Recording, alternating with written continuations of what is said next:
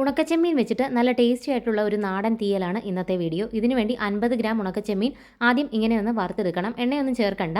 അതിനുശേഷം ഒരു ചിരട്ട വെച്ച് ഇങ്ങനെ അമർത്തി കൊടുത്താൽ അതിൻ്റെ തലയും വാലും ഒക്കെ മാറി കിട്ടും. ഇനി നന്നായിട്ട് കഴുകിയെടുക്കാം. ഇനി അടുത്തതായിട്ട് ഒരു ചെറിയ തേങ്ങ ചിരകിയതിലേക്ക് 5 അല്ലി ചുവന്നുള്ളി, 1 തണ്ട് കറിവേപ്പിലയും 1/4 ടീസ്പൂൺ ഉലുവയും ചേർത്ത് ബ്രൗൺ നിറത്തിൽ ഒന്ന് വറുത്തെടുക്കണം. ഈ ഒരു നിറത്തിലെത്തണം. ഇനി തീ ഓഫ് ചെയ്തിട്ട് 1.5 ടേബിൾ സ്പൂൺ മുളക് പൊടി, 1 ടേബിൾ സ്പൂൺ മല്ലിപ്പൊടി, 1/2 ടീസ്പൂൺ മഞ്ഞൾപ്പൊടി ഇത്രയും ചേർക്കാം. തേങ്ങയുടെ ചൂടിൽ തന്നെ പൊടി മൂത്ത് കിട്ടും. ഇനിയും ഇതിനെ അരച്ചെടുക്കണം. വെള്ളം അല്പം പോലും ചേർക്കാതെ അരച്ചെടുക്കാം. അമ്മിക്കല്ലിൽ അരച്ചെടുക്കുമ്പോഴാണ് രുചി കൂടുതൽ. മിക്സിയിൽ വെള്ളം ചേർക്കാതെ പൊടിച്ചെടുത്താലും മതി.